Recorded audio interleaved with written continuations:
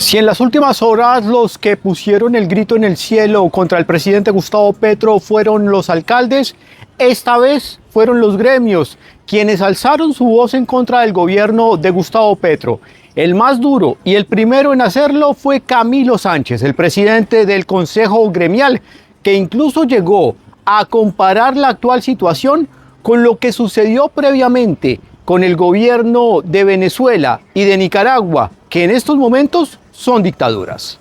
No se puede seguir diciendo cosas simplemente por dividir. Nosotros estamos acá para generar empleo y desarrollo. El sector empresarial está con la técnica para poder seguir creciendo económicamente. Nosotros no queremos quedarnos callados, ya lo dije claramente. En Nicaragua, cuando se quedaron callados los gremios y los empresarios, después no pudieron hablar. Igual pasó en Venezuela. Nosotros lo que estamos invitando es que nos sentemos a hablar de los temas. Fíjense qué pasó con la reforma laboral. La reforma laboral, el gobierno nacional se puso bravo con el Congreso porque no se la aprobó. ¿Y por qué? Porque no era técnico, porque no había un estudio que mostrara cuál era la generación de nuevo empleo y cuánto iba a costarle a la economía nacional. ¿Qué iba a pasar con los asalariados en este momento simplemente vendiendo que le íbamos a incrementar las horas extras y los dominicales? Eso es la parte bonita, pero ¿qué va a pasar con la prestación de servicios? En el gobierno nacional, la gran mayoría de los puestos son de prestación de servicios. El gobierno puede asumir todas esas personas o las va a tener que sacar a la calle. Así pasa con muchos otros sectores, el de vigilancia, lo que tiene que ver con el turismo y muchos otros que nosotros estamos preocupados, el sector agropecuario. Aquí lo que invitamos es a que nos den incentivos, a que se pague lo que se tiene que pagar y que no nos pongan como los malos del paseo. Los privados no son malos, tienen que tener rentabilidad porque la inversión cuesta. En Colombia la rentabilidad en promedio se dio al 10% y si un test en Colombia está dando 3 y 4 puntos más, o sea, tienen que entender que la rentabilidad está acorde con la inversión y Colombia necesita inversión. También habló fuerte el director de la ANDI, Bruce McMaster. Lo que sí no va a pasar es que un grupo pequeño lo haga a la fuerza.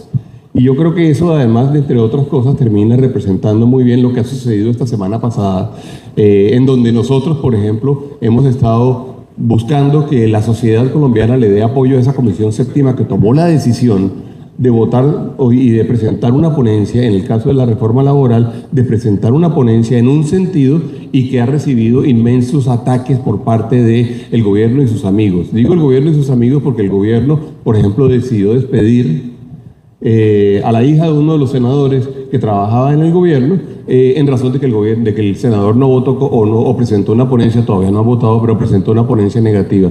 Eso, en nuestra opinión, no está bien. Y yo creo que ese es el tipo de pruebas que tenemos hoy en día, el tipo de pruebas que nos pone, digamos, en las cuales nos pone, digamos, la forma de gobernar del actual gobierno y en donde la sociedad tiene que demostrar sus capacidades de defender la institucionalidad. Muy preocupado con lo que pueda suceder con la consulta popular, se mostró el presidente de FENALCO, Jaime Alberto Cabal. Lo que hay que analizar es la absoluta violación al desconocimiento y desconocimiento de la institucionalidad del Congreso. Es decir, para Petro y el gobierno, el Congreso es bueno cuando le aprueba las reformas, como a tomarse la foto en la aprobación de la reforma de la Cámara, en la reforma de la salud cuando lo aprueba la Cámara, pero es malo y tilda a los senadores de traidores, de dictadores, de bloqueo institucional cuando una decisión es adversa. Y eso es muy peligroso para la democracia de Colombia y eso se va a reflejar en la economía lamentablemente y en la inversión extranjera. La que también se mostró preocupada por el futuro económico del país fue la directora de la Cámara Colomboamericana, María Claudia Lacutir. Esto porque hay incertidumbre frente a lo que pueda suceder entre las relaciones entre el gobierno del presidente Gustavo Petro y Donald Trump.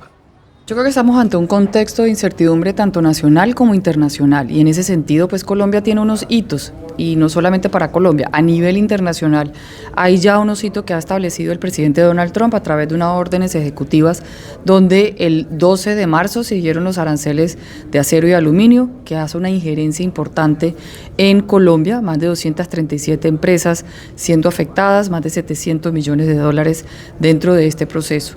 Viene un segundo hito, que es el 1 de abril, donde se va a hacer el análisis, se va a presentar el análisis de los aranceles recíprocos, de qué países tienen dentro de este proceso de análisis que ha determinado Estados Unidos la necesidad de establecer aranceles recíprocos, teniendo en cuenta que se está haciendo un proceso injusto con los productos estadounidenses. En ese hito, pues Colombia tiene una posibilidad de entrar dentro de los países que reciban un arancel recíproco entre el 10 y el 20%. ¿Por qué? Porque la matemática que se ha desarrollado está relacionada con nación más favorecida, masiva. El total es un 8%, el corte de Estados Unidos, y Colombia está en un 21%. De acuerdo a la información que hemos tenido, Colombia puede ser el país número 7 al cual se va a mirar dentro de las posibilidades de un arancel recíproco. Pero también tenemos otros 2 hitos que van de la mano. El hito de la desertificación el 1 de septiembre, que se hace todos los años, donde el presidente de Estados Unidos determina cuáles son los países a los cuales se incluye en la lista de posibles desertificados. Y el 1 de marzo es el día donde el presidente toma la decisión de qué países de la lista que está determinada entran a un proceso de desertificación. Y ese sentido pues está relacionado con un tema de seguridad nacional y un tema que está ligado a reducción de cultivos ilícitos, tema de seguridad, sustitución de cultivos, y en ese sentido pues se relaciona también con el tema del travel warning a nivel internacional.